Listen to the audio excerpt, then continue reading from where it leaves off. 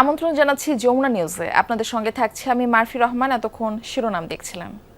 অবিশ্বাস্য কামব্যাকের রূপকথা লিখে কোয়ার্টার ফাইনাল নিশ্চিত করল মেসির আর্জেন্টিনা। 2-0 গোলে পিছিয়ে থাকা আলবিসেলেস্তেদের 13 মিনিটের ঝড়ে লন্ডভন্ড মিশরের স্বপ্ন। মেসির পেনাল্টি মিসে প্রথমার্ধে 1-0 থেকে এগিয়ে থাকা মিশর পরের হাফে ব্যবধান বাড়ায়, কিন্তু হার না মানা আর্জেন্টিনার একের পর এক আক্রমণে বদলে যায় দৃশ্যপট। ক্রিস্টিয়ান রোমেরোর পর এলএম10-এর গোলে সমতায় ফেরা বর্তমান চ্যাম্পিয়নরা শেষ সময়ে এনজো ফার্নান্দেজের গোলে ছিনিয়ে নেয় রোমাঞ্চকর জয়।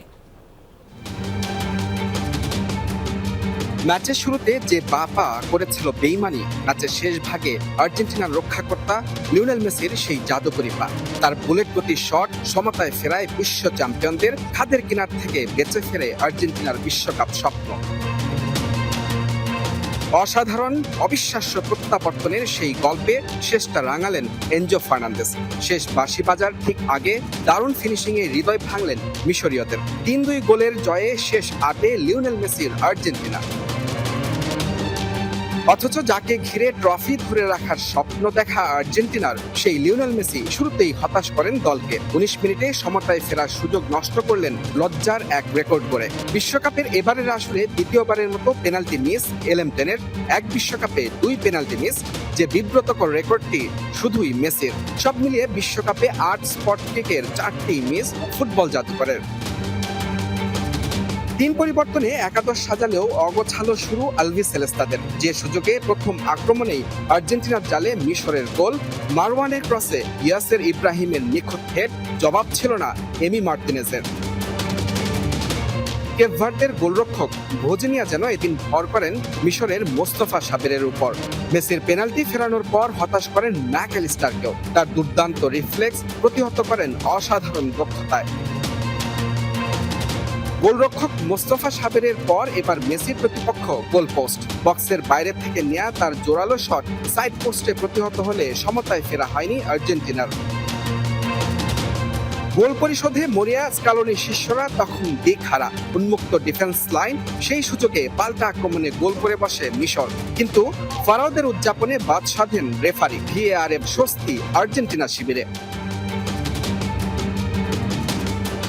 তবে আটকে রাখা যায়নি সালার দলকে। বিশ্বকাপ মঞ্চে রূপকথার এক আসরে রীতিমতো অপ্রতিরোধ্য মিশর মেসিদের আক্রমণ থেকে আবারও পাল্টা আক্রমণে স্তব্ধ করে দেয় বিশ্ব চ্যাম্পিয়নদের। সালাহ হাইসেমদের যৌথ প্রচেষ্টায় তুলির শেষ আঁচড় দেন মোস্তফা জিকু। দাঁড়িয়ে দাঁড়িয়ে প্রতিপক্ষের উদযাপন দেখা ছাড়া আর কি বা করার ছিল মেসি মার্তিনেজদের। এরপরই প্রত্যাবর্তনের মহানাটক মঞ্চস্থ হয় আটলান্টা স্টেডিয়ামে, যার শুরুটা রোমেরোকে দিয়ে মেসির অ্যাসিস্টে ব্যবধান কমানোর পর 4 মিনিটের মাথায় এলএম10-এর গোলে সমতা। এরপর এনজো ফার্নান্দেসের ফিনিশিংয়ে বিশ্বকাপের শেষ 8-এ আর্জেন্টিনা। কাঁদলেন মেসি, কাঁদালেন সমর্থকদের। মেসি রাগালেন, মেসি কাঁদালেন, মেসি হাসালেন। আর্জেন্টিনা মিশরের সাথে অবিশ্বাস্য এক প্রত্যাবর্তনের গল্প লিখে বিশ্বকাপের শেষ 8-এ নাম লেখালো, এবং সেই যথারীতি সেই গল্পের নায়কও লিওনেল মেসি। যার শুরুটা ছিল আক্ষেপ দিয়ে, শেষটা করলেন উৎসব দিয়ে, এবং সেই উৎসব স্টেডিয়াম ছাড়িয়ে এখন স্টেডিয়ামের বাইরে, এবং এখানে যথারীতি আর্জেন্টাইন সমর্থকরা তারা কিন্তু তাদের মতো করে উদযাপন করছেন। এমন একটা ম্যাচ যেখানে কামব্যাকের ম্যাচ, যেটি এই আর্জেন্টাইনদের উৎসাহ এবং উদ্দীপনা এবং তাদের যে আনন্দ উদযাপন সেটিকে বাড়িয়ে দিয়েছে বহুগুণ। মুজরাবিন তারেক, যমুনা স্পোর্টস, আটলান্টা, যুক্তরাষ্ট্র। মেসির চোখের জলে লেখা হলো প্রত্যাবর্তনের রূপকথা। এমন ম্যাচকে তাই তো অবিশ্বাস্য মনে করছেন খোদ সেই মেসি। আরও একবার ম্যাচ ছাড়া হয়ে তিনি বলছেন, এই আর্জেন্টিনা কখনো হাল ছাড়ে না, শেষ পর্যন্ত লড়াই। লক্ষ্য স্থির রেখে চ্যাম্পিয়ন হওয়ার গোলটা মনে করিয়ে দিলেন এলএম10। ম্যাচের ৭৯ মিনিট পর্যন্ত ২-০ গোলে পিছিয়ে থাকা, আর শেষ বাঁশি বাজতেই ৩-২ গোলে নাটকীয় এক জয়ের রোমাঞ্চ। বিশ্বকাপের মঞ্চে দলটা যখন আর্জেন্টিনা, তখন যে কোনো ব্লকবাস্টার মুভির ক্লাইম্যাক্সের চেয়ে কখনো কোনো অংশে কম নয় এই ঘটনা। প্রথমার্ধে পিছিয়ে পড়া কিংবা মেসির পেনাল্টি মিসের লজ্জার রেকর্ড সঙ্গী হয় আলবিসেলেস্তাদের। তবে রং তুলির ক্যানভাসে শেষ আঁচড়টি টেনে একই আসরে দুটি ভিন্ন দলের বিপক্ষে পেনাল্টি মিসের আক্ষেপটা মিটিয়ে দিলেন এলেমটেন। প্রথম গোলে অ্যাসিস্টের পাশাপাশি তার বাঁ পায়ের জাদুতে সমতায় ফেরে আর্জেন্টিনা। কোয়ার্টার ফাইনাল নিশ্চিতের পর পুরো দলকে প্রশংসায় ভাসান এলেমটেন। আমি খুবই আনন্দিত। 2-0 ব্যবধানে পিছিয়ে পড়ার পর এভাবে ম্যাচ জেতা অবিশ্বাস্য, রোমাঞ্চকর। এই দল কখনো হাল ছাড়ে না এবং শেষ পর্যন্ত লড়াই করে। সত্যি বলতে এমন পরিস্থিতিতে ঘুরে দাঁড়ানো সহজ বিষয় ছিল না। আর্জেন্টিনার মহাকাব্যিক প্রত্যাবর্তনের জয়ে এখানেই সন্তুষ্ট থাকতে চান না মেসি। ডিফেন্ডিং চ্যাম্পিয়নের তকমা ধরে রাখতে কক্ষপথ থেকে বিচ্যুত না হওয়ার তাগিদ এই ফুটবল জাদুকরের। আমাদের অনেক ভুগতে হয়েছে, তবে বিশ্বকাপ এমনই। এখানে প্রতিটি ম্যাচই এভাবে কঠিন হয় এবং দলগুলোর শক্তি খুবই কাছাকাছি। তবে লক্ষ্য থেকে সরে আসা চলবে না আমাদের। 13 মিনিট 15 সেকেন্ডের পুনর্জন্মে পালে হাওয়া লাগে আর্জেন্টিনার। এবার শক্ত হাতে দাঁড় টেনে কাঙ্ক্ষিত লক্ষ্যে নিজ দেশকে পৌঁছে দেওয়ার চ্যালেঞ্জ লিওনেল মেসির। নাসিফ শুভ, যমুনা স্পোর্টস। এই জয়ের জন্য আর্জেন্টিনা যোগ্য ছিল না। আমি প্রতিজ্ঞা করছি এই বিশ্বকাপের আর কোনো ম্যাচ আমি দেখব না। এটা আমার ব্যক্তিগত প্রতিবাদ। আর্জেন্টিনার বিপক্ষে হেরে বিশ্বকাপ থেকে বাদ পড়ে এভাবেই হতাশা ব্যক্ত করেছেন মিশরের কোচ হোসাম হাসান। এমনকি তার মতে তারা হয়তো চেয়েছিলেন বিশ্ব চ্যাম্পিয়নরা এবং মেসি টুর্নামেন্টে টিকে থাকুক। অসাধারণ এক কাউন্টার অ্যাটাক, মিশরের গোল, মোস্তাফা জিকোর বুনো উল্লাস। তবে এই উল্লাস বেশিক্ষণ স্থায়ী হয়নি। মিনিট খানেক পর ভিএআরে চেক করে রেফারি জানান এই গোলের বিল্ড আপের সময় ফাউলের শিকার হয়েছিলেন আর্জেন্টাইন ডিফেন্ডার লিসান্দ্রো মার্তিনেজ, তাই বাতিল হয় গোল। এরপর থেকেই ফুটবল পাড়ায় আলোচনা। আবার আর্জেন্টিনার ম্যাচ নির্ধারণী তৃতীয় গোলটা নিয়েও নাখোশ মিশর।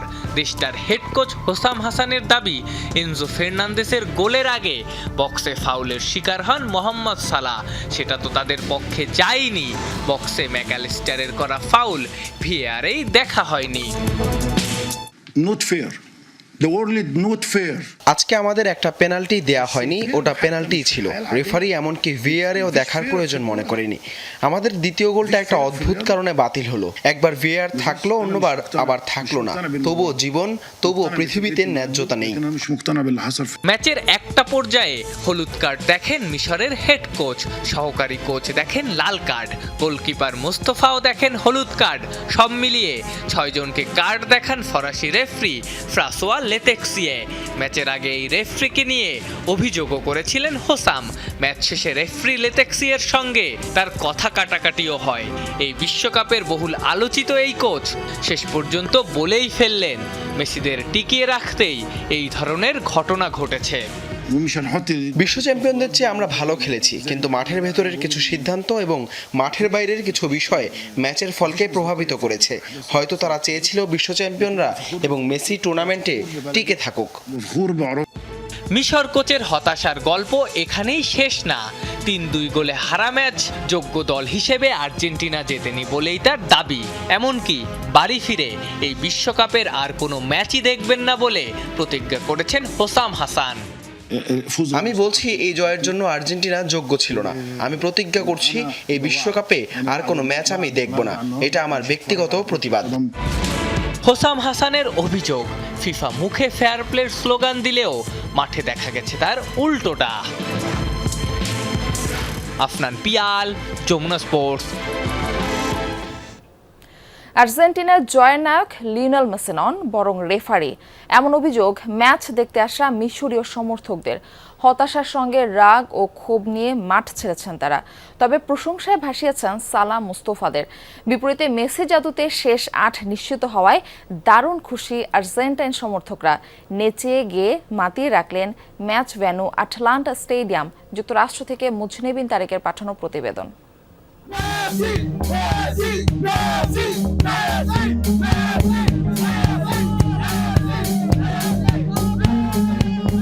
দুই গোলে পিছিয়ে থেকেও অবিশ্বাস্য জয় নিয়ে মাঠ ছাড়া সেটিও আবার অতিরিক্ত সময়ে ম্যাচ না গড়িয়ে। এমন অবিশ্বাস্য প্রত্যাবর্তন আর্জেন্টিনার ইতিহাসে এই প্রথম। ম্যাচের ৭৮ মিনিট পর্যন্ত পরাজয় যেখানে সম্ভাব্য পরিণতি, সেখানে শেষ ১৫ মিনিটে আর্জেন্টিনার পুনর্জন্ম। পয়সা উসুলের সেই ম্যাচ দেখে সীমাহীন উদযাপন আর্জেন্টিনা সমর্থকদের। সেকেন্ড হাফের হাইড্রেশন ব্রেক পর্যন্ত কিন্তু 2 গোলে পিছিয়ে ছিল আর্জেন্টিনা। তো সেখান থেকে কামব্যাক করে যে 3টা গোল তারা দিয়ে এই খেলা শেষ পর্যন্ত জয়ী হবে এভাবে এত কনভিনসিংলি, এটা কিন্তু আমরা আসলে কল্পনাও করতে পারিনি। তো সেটাই আর্জেন্টিনা করে দেখালো। We wanna, if y'all can follow us all the way to the final, we're gonna win it for y'all. Very difficult.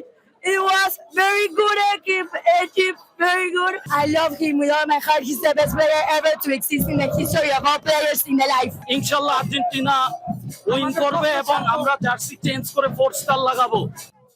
Villain থেকে হিরো, ম্যাচের চিত্রনাট্যে এভাবেই লেখা ছিল মেসির ভাগ্য। পেনাল্টি মিসের পর নিজে গোল করলেন, গোল করালেন, দেখিয়ে দিলেন এভাবেও ফিরে আসা যায়। I'm an American, Mexican roots, but Lionel Messi makes me an Argentinian. Messi খেলা অসাধারণ, অসাধারণ। আমরা সারা রাত ড্রাইভ করে এখানে আসছি, 15 ঘন্টা ড্রাইভ করে। Lionel Messi made it again. He proved it again. Lionel Messi is the boss, all-time God, greatest of the all-time. ৩৬ বছরের আক্ষেপ ঘুচে কাতারের লুজাইলে যেদিন বিশ্বকাপ ট্রফি উঁচিয়ে ধরেছিল আর্জেন্টিনা, সেদিন যে উদযাপনটা করেছিল তাদের সমর্থকরা, এই আটলান্টায় ঠিক একই উদযাপন করেছে মিশরকে হারিয়ে। ম্যাচ শেষ হওয়ার পরও দীর্ঘ সময় সেই উদযাপন চালিয়ে গেছে আর্জেন্টাইন সমর্থকরা। বিপরীতে নিশ্চিত জয় হাতছাড়া হওয়ায় হতাশ মিশরীয় সমর্থকরা। তাদের অভিযোগ, মেসি নয়, ম্যাচটি তাদের হাত থেকে কেড়ে নিয়েছেন রেফারি।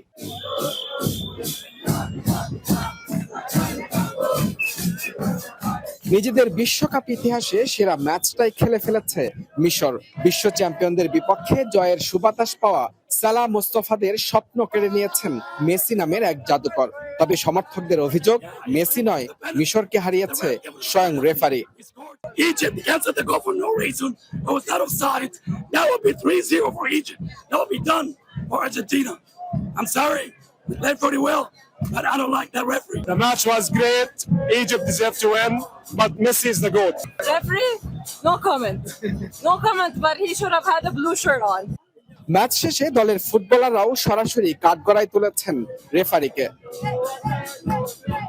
মুজরামিন তারেক, যমুনা স্পোর্টস, যুক্তরাষ্ট্র। আর্জেন্টিনা বনাম মিশর ম্যাচের হাই ভোল্টেজ লড়াই বড় পর্দা উপভোগ করতে ঢাকা বিশ্ববিদ্যালয় সহ রাজধানীর বিভিন্ন পয়েন্টে ঢল নামে হাজারো ফুটবল প্রেমীর। প্রতিটি আক্রমণ আর মুহূর্ত ঘিরে দর্শকদের মাঝে ছিল টানটান উত্তেজনা। আর্জেন্টিনার সমর্থকদের পাশাপাশি চিরপ্রতিদ্বন্দ্বী ব্রাজিল সহ অন্যান্য দলের সমর্থকরা উপস্থিত ছিলেন রোমাঞ্চকর ম্যাচ উপভোগ করতে।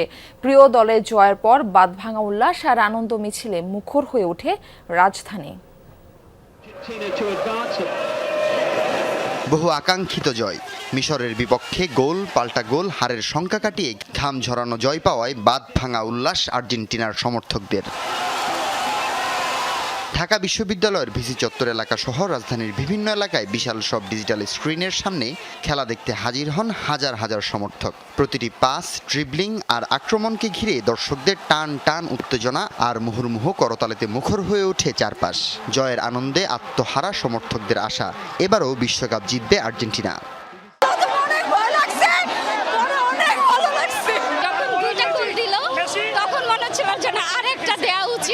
আমাদের জেতা উচিত, এন্ড সেটাই হয়েছে। বিশ্বকাপ জয় করার জন্য আসছে, আমরা শেষ মুহূর্ত পর্যন্ত লড়াই করব। আর্জেন্টিনা বুঝিয়ে দিল, গোল খেলো, গোল শোধ করা যায়, ম্যাচ উইনিং নেওয়া যায়।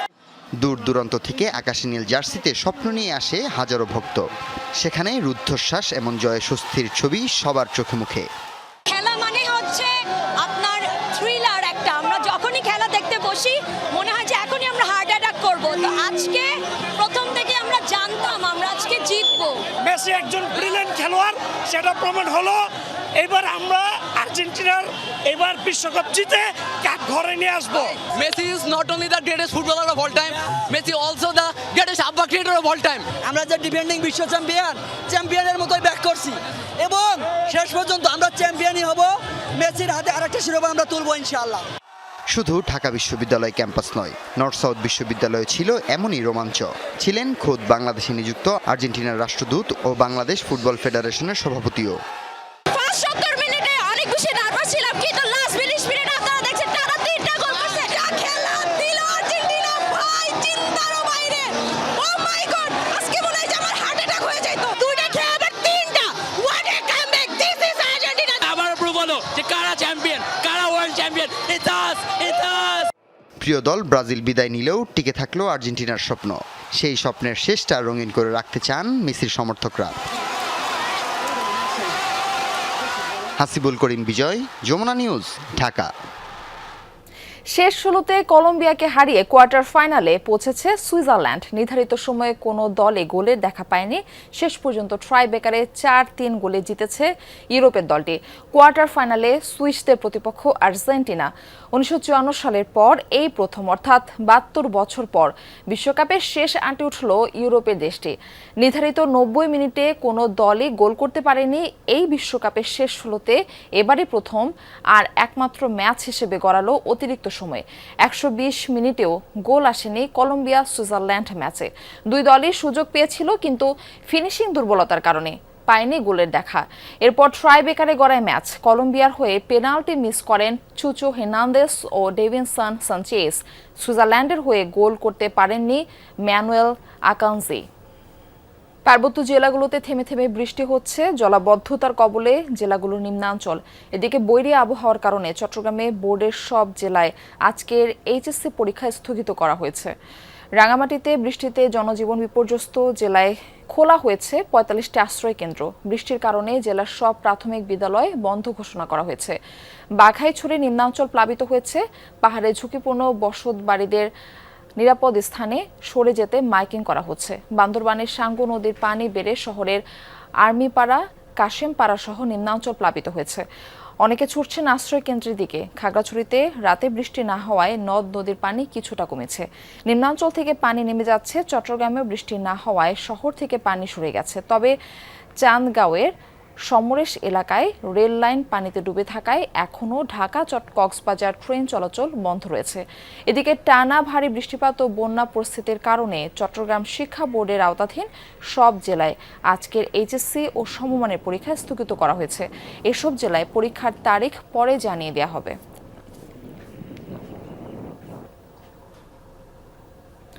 কক্সবাজারের আবহাওয়া পরিস্থিতির খবর আমরা জানবো। আমাদের সঙ্গে যুক্ত হচ্ছেন আমাদের সহকর্মী এহসান আল কুতুবী। এহসান, কক্সবাজারের আজকের পরিস্থিতিটা আপনার কাছে একটু জানতে চাই। আজকেও বৃষ্টি হচ্ছে কিনা, সব মিলিয়ে সার্বিক পরিস্থিতি আমাদের জানাবেন।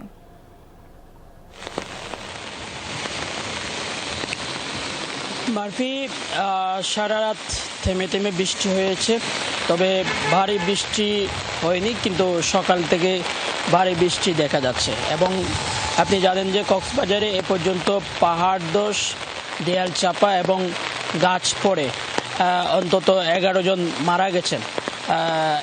তন্মধ্যে হচ্ছে 8 জন রোহিঙ্গা এবং বাকি 3 জন হচ্ছে স্থানীয়। তো এর জন্য পাহাড়ি এলাকায় এখনো পর্যন্ত বেশ কিছু ঝুঁকিপূর্ণভাবে অনেকেই বসবাস করছেন, কিন্তু আমরা দেখছি জেলা প্রশাসনের পক্ষ থেকে মাইকিং করা হচ্ছে এবং অনেকেই জোর করে অনেকটা তাদেরকে সরিয়ে নিতে হচ্ছে, কারণ অনেকেই ঘর বাড়ি ছেড়ে কোথাও যেতে চান না। কিন্তু এমন অবস্থায় এমন জায়গায় তারা বসবাস করেন, একেবারে ভারী যে বর্ষণ হচ্ছে, এই বর্ষণের ফলে যে কোনো মুহূর্তে মাটি পড়ে, অর্থাৎ পাহাড় ধসে তারা মৃত্যুর মুখোমুখি হচ্ছে। এমন অবস্থায় কিন্তু তারা বসবাস করছেন, কিন্তু তাদেরকে বারবার সতর্ক করা হলেও তারা কিন্তু ওখান থেকে যান না। যদিও কক্সবাজার জেলা প্রশাসনের উদ্যোগে বিভিন্ন আশ্রয় কেন্দ্র খোলা হয়েছে যারা ঝুঁকিপূর্ণ এলাকায়, পাহাড়ি এলাকায় বসবাস করছে। এবং বিশেষ করে আপনি জানেন যে আজকে টানা 3-4 দিন ধরে যে বৃষ্টি হচ্ছে, এই বৃষ্টির কারণে কিন্তু নিম্নাঞ্চল প্লাবিত হয়েছে। বিশেষ করে চকরিয়া, পেকুয়া, কক্সবাজারের টেকনাফ, রামু এবং কক্সবাজার সদর সহ বিভিন্ন নিম্নাঞ্চল প্লাবিত হয়েছে। এবং পাশাপাশি পাহাড়ি যে ঢল, বান্দরবন এলাকায় যে বৃষ্টি হচ্ছে, ভারী বৃষ্টি হচ্ছে, এই বৃষ্টির ফলে মাতামুহুরী নদীতে পানি বৃদ্ধি পেয়ে চকরিয়ার নিম্নাঞ্চল প্লাবিত হয়েছে বলে আমরা জানতে পেরেছি। মারফি, ধন্যবাদ আপনাকে। দর্শক, আমরা দেখতে পাচ্ছি আমাদের আরেক সহকর্মী শাহরিয়ার ইউনুস আমাদের সঙ্গে যুক্ত আছেন। তিনি আছেন খাগড়াছড়িতে। শাহরিয়ার, আপনার কাছেও জানতে চাই আজকের বৃষ্টির পরিস্থিতি আপনি কেমন দেখছেন? খাগড়াছড়িতে জলাবদ্ধতার পরিস্থিতি কেমন?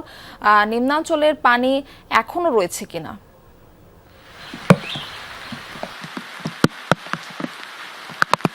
মারফি, সকাল থেকে থেমে থেমে গুড়ি গুড়ি বৃষ্টি হচ্ছে। ভারী যে বর্ষণ সেটা কিছুটা থেমেছে, আমরা সকাল থেকে দেখতে পাচ্ছি। আর জলবদ্ধতার কথা যদি বলি তাহলে নতুন করে কোনো এলাকা প্লাবিত হয়নি, জলবদ্ধতার খবর আমরা পাইনি। কারণ রাতে বৃষ্টি না হওয়ার ফলে বেশ কিছু এলাকা থেকে পানি নেমে গেছে, অর্থাৎ নদী ছড়া খালের পানি নেমেছে, সেটা আমরা দেখতে পাচ্ছি। আমি আপনাকে যেই স্থানটি দেখানোর চেষ্টা করছি, এটি গতকাল পানিবন্দী হয়েছিল। এখানে পানি উঠেছিল সড়কের উপর, বাসা বাড়ির উপর, আপনি নিশ্চয়ই দেখতে পাচ্ছেন। এবং এইখানকার মানুষ কয়েক ঘন্টা পানিবন্দী হয়ে পড়েছিল।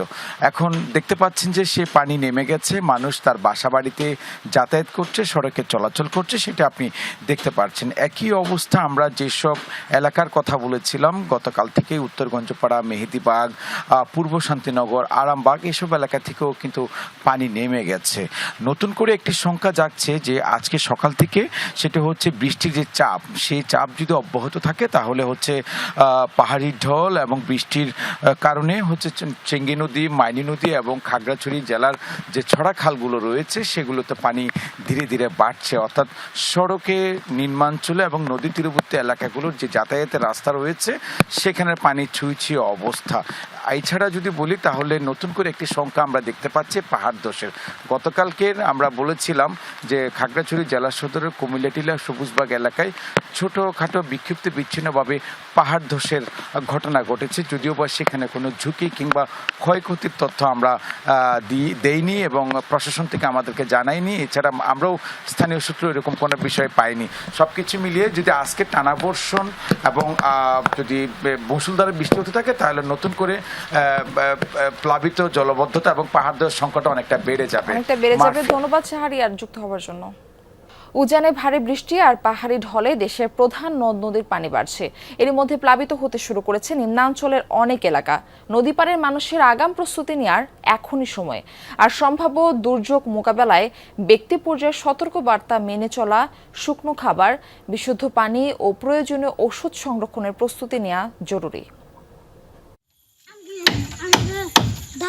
ভাঙা নৌকা মেরামতে সময় কাটছে জামালপুর ইসলামপুরের রাসেল মিয়ার। বন্যার দিনে এই নৌকাই হবে তার গ্রামের মানুষের যাতায়াত জীবিকার একমাত্র ভরসা। এই রাস্তা দিয়ে আপনার অনেক পানি, এক কোমর করে পানি হয়ে যায়।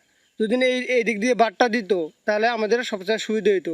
নৌকা আমরা নৌকা দিয়ে চলাচল করি, এই বর্ষা আসতেছে, এর জন্য আমরা নৌকার কাজ করতেছি। প্রতিদিনই বাড়ছে যমুনার জল। নদী এখন আগের চেয়েও স্রোতস্বিনী। কখন যেন শান্ত নদী রুদ্ররূপ ধারণ করে, সে আতঙ্ক দুই পারের বাসিন্দাদের। বলছেন সময় মতো সতর্কবার্তা এবং পর্যাপ্ত সহযোগিতা পেলে ক্ষয়ক্ষতি অনেকটাই কমানো সম্ভব। কোনোভাবে আমরা সাহায্য পাচ্ছি না। আমরা যদি পানি কখন বাড়তেছে, কখন কমতেছে, এগুলা কোনোভাবে আমরা বুঝতে পারতেছি না।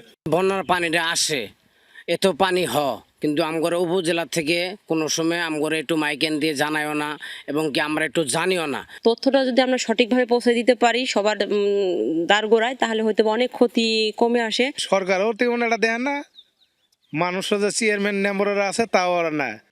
বন্যার প্রস্তুতি সম্পর্কে জানতে চাইলে ক্যামেরায় কথা বলতে রাজি হননি ইউনো। উপজেলা স্বাস্থ্য পরিবার পরিকল্পনা কর্মকর্তা জানালেন প্রয়োজনীয় ওষুধ ও মেডিকেল টিম প্রস্তুত রয়েছে। ডায়রিয়া বা চর্মরোগে বিভিন্নভাবে আক্রান্ত হয়ে থাকে, আমরা তাদের জন্য আমাদের পর্যাপ্ত পরিমাণ খাবার স্যালাইন রেখেছি। এমনকি যদি ডায়রিয়া আক্রান্ত হয় তাদের জন্য কলেরা স্যালাইন আমাদের মজুদ আছে, প্রয়োজনে আরও এটা বর্ধিত করা হবে। দুর্যোগের আগাম সতর্কবার্তা প্রদানকারী আন্তর্জাতিক সংস্থা রাইমসের তথ্য মতে 25 থেকে 17 জুলাইয়ের মধ্যে বিপদসীমা অতিক্রম করতে পারে যমুনার জল। তবে পানি উন্নয়ন বোর্ড কর্মকর্তার দাবি, নদীর পানি এখনও স্থিতিশীল রয়েছে। জামালপুর জেলায় উজানের ভারী বৃষ্টিপাত এবং পাহাড়ি ঢলে গত কয়েকদিন থেকেই 3-4 দিন থেকে পানি বৃদ্ধি শুরু হয়েছে, যেটা বর্তমানে অনেকটা স্থিতিশীল রয়েছে। প্রতি বছর বন্যায় সবচেয়ে বেশি ক্ষতিগ্রস্ত হয় জেলার ইসলামপুর, দেওয়ানগঞ্জ, বকশীগঞ্জ, মেলান্দহ উপজেলার ব্রহ্মপুত্র ও যমুনার অববাহিকার মানুষ। ফসলের মাঠ, খালবিল অথবা নদ নদী এখন পানিতে টইটুম্বুর। এরই মধ্যে ব্রহ্মপুত্র ও মেঘনা নদীর অববাহিকায় বন্যার পূর্বাভাস দিয়েছে বন্যা পূর্বাভাস ও সতর্কীকরণ কেন্দ্র। জানিয়ে রাখা ভালো, অতীতের যে বড় বন্যাগুলো এই অঞ্চল দিয়ে হয়ে গেছে সেটির সময় ছিল কিন্তু এই বর্ষার মাঝামাঝি সময়কাল। সেই জায়গা থেকে স্থানীয় প্রশাসন ও ব্যক্তি পর্যায়ে যদি এখনই প্রস্তুতি নেওয়া সম্ভব হয় তাহলে কিছুটা ক্ষয়ক্ষতি কমানো সম্ভব হবে বলে মনে করছেন সংশ্লিষ্টরা। সাগর ফরাজি, যমুনা নিউজ, জামালপুর। শিক্ষা খাতে ব্যয়ের অগ্রাধিকার ঠিক না করতে পারলে ফের অর্থের অপচয় বৃত্তি থেকে যাবে এই সরকার।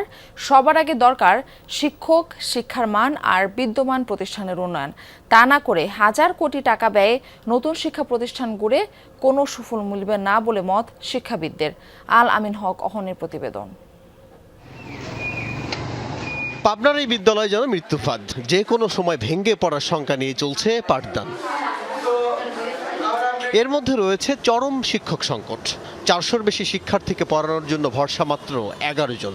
বিল্ডিং ভেঙে ভেঙে পড়ে, আমাদের ভয় লাগে যে কখন এসে আমাদের ক্ষতি করে। পিরোজপুর সরকারি বালিকা উচ্চ বিদ্যালয় আর মানিকগঞ্জের এই স্কুলেও শিক্ষক সংকট কাটছে না বছরের পর বছর। অনেক স্কুলে অত্যাধুনিক ল্যাব থাকলেও নেই প্রশিক্ষক।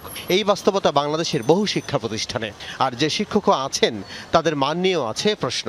একজন শিক্ষককে আমরা স্যালারি দিব তার কোয়ালিফিকেশন অনুযায়ী, ডিগ্রির কোয়ালিফিকেশন না, সে কেমন শিক্ষক এর উপরে ভিত্তি করে এটা মনিটর এবং অ্যাসেস করে করা যায়। অনেক মেধাবী ছেলেমেয়েরা প্রথম চয়েস হিসেবে দিয়ে শিক্ষকতায় গিয়ে বিটার এক্সপিরিয়েন্সের কারণে আবার পরীক্ষা দিয়ে তারা আবার চলে এসেছে। বিদ্যমান শিক্ষা প্রতিষ্ঠানগুলোতেই যখন এই হাল, তখন নতুন করে হাজার কোটি টাকার প্রকল্পে নতুন শিক্ষা প্রতিষ্ঠান করার ভাবনায় উঠেছে প্রশ্ন। যতজন শিক্ষক দরকার সেখানেও দুর্বলতা আছে, অতজন শিক্ষক নাই। ভৌত অবকাঠামোর দুর্বলতা রয়েছে। তাহলে এই শিক্ষা প্রতিষ্ঠানগুলো আগে ঠিক করতে হবে। আমাদের শিক্ষক দিতে হবে, প্রধান শিক্ষক দিতে হবে, অধ্যক্ষ দিতে হবে, শিক্ষকদের পর্যাপ্ত প্রশিক্ষণ দিতে হবে। এই কাজগুলো হলো প্রথম। ভয় হচ্ছে আমাদের এগুলার নামে আবার ব্যুরোক্রেটসরা, পলিটিশিয়ানরা নিজেদের দলীয় লোক কর্মী প্রজেক্ট বানাবে, করবে, গাড়ি টাড়ি এগুলা নিয়ে দেখা যাচ্ছে অফিস টফিস নিয়ে ওই টাকাটা লুটপাট হয়ে যায়। আমরা দেখছি, বিটার এক্সপিরিয়েন্স আছে, এগুলো দিয়েও হবে না। বিশেষজ্ঞরা বলছেন নতুন শিক্ষা প্রতিষ্ঠান একেবারে অপ্রয়োজনীয় নয়, কিন্তু শিক্ষা অর্থনীতির দৃষ্টিকোণ থেকে অগ্রাধিকার হওয়া উচিত বিদ্যমান ব্যবস্থাকে শক্তিশালী করা, বৃদ্ধি করতে হবে শিক্ষার মানও। আমরা প্রচুর পাইলটিং করেছি, তো আমাদের এখন আর নতুন করে পাইলটিংয়ের দরকার নেই। আমাদের অভিজ্ঞতা আছে, দীর্ঘদিনের অভিজ্ঞতা আমাদের আছে। সুতরাং আমাদের কি করা দরকার? আমাদের যে বিদ্যমান সেট আপটা আছে সমান করে না, যেখানে যতটুকু দরকার নিড অ্যাসেস করে সেইখানে কন্ট্রিবিউট করা, নতুন করে শিক্ষা প্রতিষ্ঠান না করে।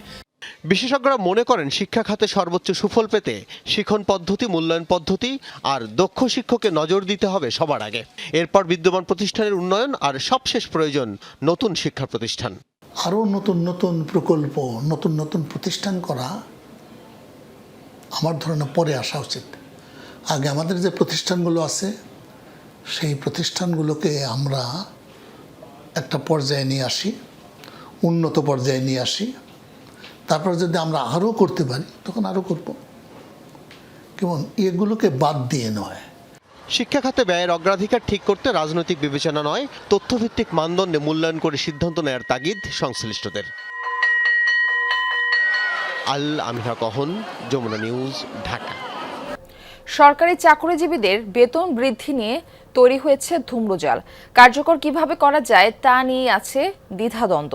অর্থায়নের অনিশ্চয়তার পাশাপাশি আছে মূল্যস্ফীতি নিয়ে দুশ্চিন্তা। তবে বাজেটে অর্থমন্ত্রী স্পষ্ট করেছেন জুলাই থেকে কার্যকর হবে নতুন বেতন কাঠামো। তাই এখন চলছে শেষ সময়ের প্রস্তুতি। আরও 2-1 দফা সচিব কমিটির বৈঠকের পর মন্ত্রিসভায় যাবে প্রস্তাব। অনুমোদন মিললেই প্রকাশ করা হবে গেজেট। সবকিছু ঠিক থাকলে চলতি বছর দেয়া হবে মূল বেতন, আগামী বছর মিলবে ভাতা। দীর্ঘ সময় ধরে উচ্চ মূল্যস্ফীতিতে বিপুল সংখ্যক জনগোষ্ঠীর হাসফাস অবস্থা। বাড়ছে আয়ের সঙ্গে ব্যয়ের পার্থক্য। সীমিত আয়ের মানুষের অবস্থা শোচনীয়। সরকারি চাকরিজীবীর বড় একটি অংশের ত্রাহি অবস্থা। ক্রমান্বয়ে বাড়ছে খাদ্য ও খাদ্য বহির্ভূত ব্যয়। যে পয়সা আমরা বেতন পাই সেটা দিয়ে এই যে 4 সদস্য বলেন বা 6 সদস্য পিতামাতা, আমাদের সংসার মোটেই চলে না। দিন দিন করে বাজার উহু করে বাড়তেছে, কিন্তু আমাদের যেমন আমরা কর্মদক্ষতা আমাদের যতটুকু বাড়িয়েছি, আমাদের কিন্তু সেভাবে খোরাক হচ্ছে না। বাতাটি পরে দিল সমস্যা হবে না, একবারে যদি পে স্কেলের মূল বেতন কাঠামোটা দেয় তাহলে আমরা মোটামুটি চলতে পারবো। সরকারি চাকরিজীবীদের বেতন বৃদ্ধির জন্য কমিশন গঠন করে অন্তর্বর্তী সরকার। 6 মাসের রিপোর্ট দেয় জাকির আহমেদ খান কমিশন। সর্বনিম্ন 20 স্কেলের চাকরিজীবীর মূল বেতন সুপারিশ করা হয় 20,000 টাকা। চলমান সর্বনিম্ন বেতন 8,250 টাকা। সর্বোচ্চ প্রথম স্কেলের মূল বেতন এখন 78,000 টাকা। ওই বেতন বৃদ্ধি করে সুপারিশ করা হয় 1,60,000 টাকা। গড়ে বৃদ্ধির প্রস্তাব দেয়া হয় 100 থেকে 140%। তবে অন্তর্বর্তী সরকার কার্যকর করেনি নতুন বেতন কাঠামো। দীর্ঘ প্রতীক্ষার অবসান হচ্ছে।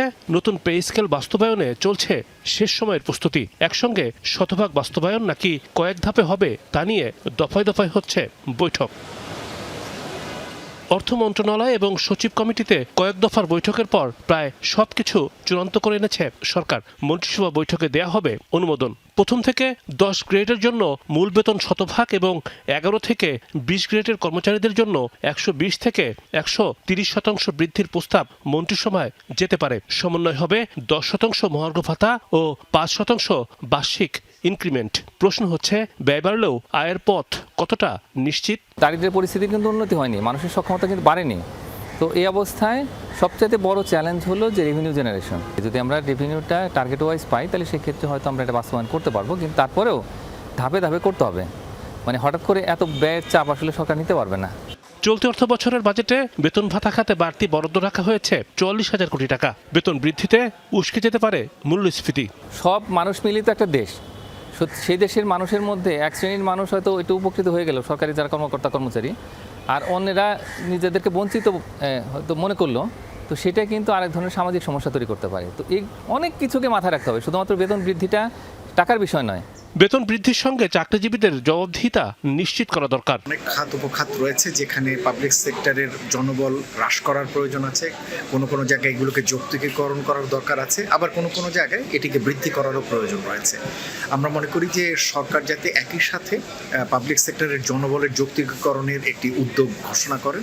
বর্তমানে সরকারি কর্মচারী এবং পেনশনভোগীর সংখ্যা প্রায় 20 লাখ। বেতন ভাতা বাবদ বছরে ব্যয় হচ্ছে 1,30,000 কোটি টাকার বেশি। রিমন রহমান, যমুনা নিউজ, ঢাকা। অনিয়ম দুর্নীতির আখড়ায় পরিণত হয়েছে নাটোর আঞ্চলিক পাসপোর্ট অফিস। সেবাগ্রহীতাদের আবেদন ঠিকঠাক থাকলেও অহেতুক ফিরিয়ে দেন কর্মকর্তারা।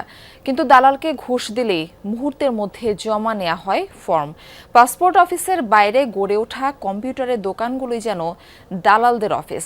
সিন্ডিকেটের বিষয় প্রমাণ থাকলেও নিশ্চুপ পাসপোর্ট অফিসের বড় কর্মকর্তারা। নাটোরের সিংড়া উপজেলার বাসিন্দা বিষ্ণু কুমার সরকার ছেলে ও তার বন্ধুর পাসপোর্ট করতে নাটোর আঞ্চলিক পাসপোর্ট অফিসে গিয়ে বিড়ম্বনায় পড়েন। ডাকঘর সংক্রান্ত ভুল দেখিয়ে আবেদন দুটি ফেরত দেওয়া হয়। নিরুপায় বিষ্ণু দালালের শরণাপন্ন হলে 3,000 টাকার বিনিময়ে ফর্ম জমা দেওয়ার ব্যবস্থা করে দেন সুলতান আহমেদ। সুলতান কম্পিউটারের দোকানে ওনাকে যা বললাম, তো উনি বলে যে ভাই সব কিছুই ঠিক আছে, কিন্তু আপনার এক্সট্রা যদি 2টা পাসপোর্ট মিলে যদি 3,000 টাকা দেন তাহলে ওইসবগুলো কাগজপত্র কিছুই লাগবে না। অভিযোগের সত্যতা যাচাইয়ে সেবাগ্রহীতা সেজে সেই দালাল সুলতানকে ফোন করা হয়। একটু তাড়াতাড়ি করা যায় কি ভাই? আমি ওই যে ইন্ডিয়াতে যাব, তো মানে পাসপোর্টটা একটু তাড়াতাড়ি দরকার। আমি ইন্ডিয়ার ভিসাতে কাজ করি, সুলতান কম্পিউটার পাশের দোকান। পাসপোর্ট আবেদনে কাবিননামা না থাকায় বিষ্ণু কুমারের মতো ফিরিয়ে দেওয়া হয় ওয়াহেদ আলীর দরখাস্ত। তিনি আরেক দালাল শফিকুলকে 1,500 টাকা ঘুষ দেন। এরপর মুহূর্তেই আবেদনটি জমা নেন পাসপোর্ট অফিসের কর্মকর্তারা। কম্পিউটারে কাগজ ছিল, সে করছে যে ওই আমার 1,500 টাকা ঘুষ দিলে পরে আমরা করে দিব। পরে 1,500 টাকা আমি ঘুষ দিলু, দেওয়ার পর তখন আমার কাজ ওরা ওকে করে দিল। অসম্পূর্ণ বলে যে আবেদন ফিরিয়ে দেওয়া হয়েছিল, কেন তা মুহূর্তের মধ্যেই জমা নেওয়া হলো, কর্মকর্তারা এই প্রশ্নের উত্তর দিতে পারলেন না। আমার কাজে চেক করে জমা নেওয়া, আমার কাজে চেক করে ব্যাক করা, এটাই আমার কাজ। যদি ডকুমেন্টস ফুলফিল আপ না থাকে তাহলে এটা ব্যাক যাবে, এটাই স্বাভাবিক। হ্যাঁ, প্রথমবার ঘুরে দিলেন ভাই, পরে আবার একই জিনিস 1,500 টাকা দেওয়ার পর না এরকম হওয়ার সুযোগ নাই। এবার দালাল চক্রের মুখোমুখি আমরা। প্রথমে অস্বীকার করলেও এক পর্যায়ে স্বীকার করেন পাসপোর্ট অফিসের কর্মকর্তাদের 1,200 টাকা দিয়ে কাজ করিয়ে নেন। বলেন আপনাকে কিছু বলবো, কাকে দিচ্ছেন এই টাকা? এই পাসপোর্ট অফিসের কার সাথে আপনার যোগাযোগ?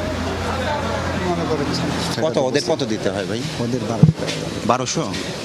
আর আপনি রাখেন 300 করে পাসপোর্ট? না না না, এটা হচ্ছে 200 টাকা আমাদের ফর্ম ফিল আপের চার্জ রাখি। না ওর বাদেই 300 মানে 1500 টাকা। না, ওই ফাইলের মধ্যে মানে এটা করে দেয়। ভুক্তভোগীরা বলছেন পাসপোর্ট অফিসে গেলে আবেদনপত্রের নানা ভুল ধরা হয়, অথচ দালালকে টাকা দিলে সেসব ভুল নিমিষেই হাওয়া হয়ে যায়। অসাধু কর্মকর্তারা ইচ্ছাকৃতভাবেই আবেদনপত্র ফিরিয়ে দেন, এমনটাই অভিযোগ ভুক্তভোগীদের। ওরা বিভিন্ন ধরনের মানে সমস্যা ধরে যে কাগজের ভুল আছে, এই করতে হবে, তখন এই সমস্যার কারণে আমাদের কোনোভাবেই ওরা ওইভাবে করে দেয় না। কাগজটা সাইডে নিয়ে যায়, আমাকে বলেছে যে 2000 টাকা যদি দেন তাহলে আপনার ফিঙ্গার আজকেই হবে। আমি টাকা দিলে কি করা যায়? হ্যাঁ করা যায়। কত? 6000 টাকা লাগবে। এই 6000 টাকা আমার থেকে নিয়ে আমার পাসপোর্ট রিনিউ করে দিচ্ছে। এসব দুর্নীতির বিষয়ে পাসপোর্ট অফিসের সহকারী পরিচালক দিলেন গদবাঁধা আশ্বাস, কিন্তু তিনি নিজে কি এ দায় এড়াতে পারেন?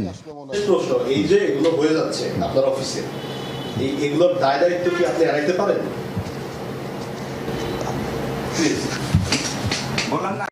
জনগণের সেবা নিশ্চিতের পাশাপাশি অনিয়মের বিষয়গুলো খতিয়ে দেখে ব্যবস্থা নেওয়ার কথা জানালেন জেলা প্রশাসক। পাসপোর্ট অফিস থেকে জনগণ সহজে যাতে সেবা পায় সেটি আমরা এনশিওর করব এবং অনিয়মের বিষয়টি অবশ্যই আমরা খতিয়ে দেখে সেটি ঊর্ধ্বতন কর্তৃপক্ষকে এর বিরুদ্ধে ব্যবস্থা নেওয়ার জন্য আমরা প্রয়োজনীয় ব্যবস্থা নেব। 2014 সালে নাটোরের চক্রামপুরে আঞ্চলিক পাসপোর্ট অফিসের যাত্রা শুরু হয়। 2023 সালে অফিসটি বড় হরিশপুর এলাকায় নিজস্ব ভবনে স্থানান্তর করা হয়। নাজমুল হাসান, যমুনা নিউজ, নাটোর। রাজধানীতে স্বেচ্ছাসেবক দলের এক নেতাকে গুলি করে গুরুতর আহত করার ঘটনা ঘটেছে মঙ্গলবার রাত 9:30টার দিকে মিরপুর 10 ফলপট্টি সংলগ্ন চৌরঙ্গি মার্কেটের গলিতে এই ঘটনা ঘটে। আহত মোহাম্মদ সাইফুল ইসলাম সিজু মিরপুর থানা স্বেচ্ছাসেবক দলের যুগ্ম আহ্বায়ক। পূর্বশত্রুতার জেরে শান্ত ভুইয়া নামে এক ব্যক্তি তাকে গুলি করে বলে জানিয়েছে পুলিশ। ঘটনার পরপরই অভিযান চালিয়ে অভিযুক্তকে গ্রেফতার করা হয়। এ সময় তার কাছ থেকে একটি বিদেশি রিভলভার ও 4 রাউন্ড গুলি উদ্ধার করা হয়েছে। আহত সিজু বর্তমানে ঢাকা মেডিকেল কলেজ হাসপাতালে চিকিৎসাধীন রয়েছেন। আন্তর্জাতিক সংবাদ। আবারও ইরানে হামলা চালালো যুক্তরাষ্ট্র। হরমুজ প্রণালীতে বাণিজ্যিক জাহাজে হামলার জবাবে একাধিক শহরের কমপক্ষে 80টি লক্ষ্যবস্তুতে বোমা বর্ষণ করেছে মার্কিন বাহিনী। মঙ্গলবার রাতে বিস্ফোরণে কেঁপে ওঠে বন্দর নগরী সিরিক, বন্দর আব্বাস ও কেশমদ্বীপ। যুক্তরাষ্ট্রের সেন্ট কমের দাবি, ইরানের সামরিক স্থাপনা লক্ষ্য করে হয়েছে অভিযান। তবে ইরানের রাষ্ট্রীয় গণমাধ্যম IRIB বলছে বেসামরিক এলাকায় হয়েছে টার্গেট। কৌশলগত গুরুত্বপূর্ণ কেশমদ্বীপে অন্তত 6 দফা ও সিরিকে 7 থেকে 9 বার বিস্ফোরণের আওয়াজ পাওয়া গেছে। সিরিকে আহত হয়েছে বেশ কয়েকজন। বন্দর আব্বাসেও টেলিযোগাযোগ টাওয়ার, মাছ ধরা জেটি সহ অন্তত 10টি লক্ষ্যবস্তুতে হামলা চালিয়েছে ওয়াশিংটন। এর আগে মঙ্গলবার নির্দেশ অমান্য করে মার্কিন নৌবাহিনীর সহায়তায় ওমানি রুট দিয়ে হরমুজ পার হওয়ার চেষ্টা করায় 2টি বাণিজ্যিক জাহাজে ক্ষেপণাস্ত্র ছোড়ে ইরান। ইরানের জ্বালানি তেল রপ্তানিতে সাময়িকভাবে নিষেধাজ্ঞা তুলে নেওয়ার সিদ্ধান্ত বাতিল করেছে যুক্তরাষ্ট্র। মঙ্গলবার অবরোধ পুনর্বহালের ঘোষণা দেয় মার্কিন প্রশাসন। এমন পদক্ষেপের তীব্র নিন্দা জানিয়েছে ইরান। দেশটির পররাষ্ট্র মন্ত্রণালয়ের বিবৃতিতে এই সিদ্ধান্তকে সমঝোতা স্মারকের শর্তের স্পষ্ট লঙ্ঘন আখ্যা দেওয়া হয়েছে। এটি মার্কিন প্রশাসনের অসৎ উদ্দেশ্য ও প্রতারণার আরও একটি নজির বলে অভিযোগ তেহরানের। যুক্তরাষ্ট্রকে প্রতিশ্রুতি ভঙ্গের পরিণাম নিয়ে সতর্কও করেছে। নিজেদের স্বার্থ ও জাতীয় নিরাপত্তা নিশ্চিতে প্রয়োজনীয় যে কোনো পদক্ষেপ নেওয়ার কথা জানিয়েছে ইরানের পররাষ্ট্র মন্ত্রণালয়। ইরানের প্রয়াত সর্বোচ্চ নেতা আয়াতুল্লাহ আলী খামেনির মরদেহ নেওয়া হয়েছে ইরাকে। মঙ্গলবার রাতে নাজাফে পৌঁছায় খামেনির কফিন। সাথে রয়েছেন ইরানের প্রেসিডেন্ট মাসুদ পেজিশকিয়ান, পররাষ্ট্রমন্ত্রী আব্বাস আরাকচি, নিহত খামেনির ছেলে মোস্তফা খামেনি, সর্বোচ্চ নেতার উপদেষ্টা মোহসেন রেজাই। বিমানবন্দরে উপস্থিত হন ইরাকের প্রধানমন্ত্রী আলী আল জাইদি, পররাষ্ট্রমন্ত্রী ফুয়াদ হুসাইন ও প্রধান বিচারপতি ফাইক জাইদান। সেখানে অনুষ্ঠিত হয় আরেক দফা জানাজা। রাতেই বিমানবন্দরের পথে ভিড় করে ইরাকের সাধারণ জনতাও। খামেনির মৃত্যুর শোকে মাতম করতে দেখা যায় তাদের। শিয়া মুসলিমদের কাছে বিশেষ গুরুত্বপূর্ণ শহর নাজাফ, যেখানে ইমাম আলী রহমতুল্লাহ আলাইহের মাজার রয়েছে। নাজাফের পর কারবালায় নেওয়া হবে খামেনির মরদেহ। দর্শক, এই ছিল যমুনা নিউজে। এতক্ষণ সাথে থাকার জন্য সবাইকে ধন্যবাদ।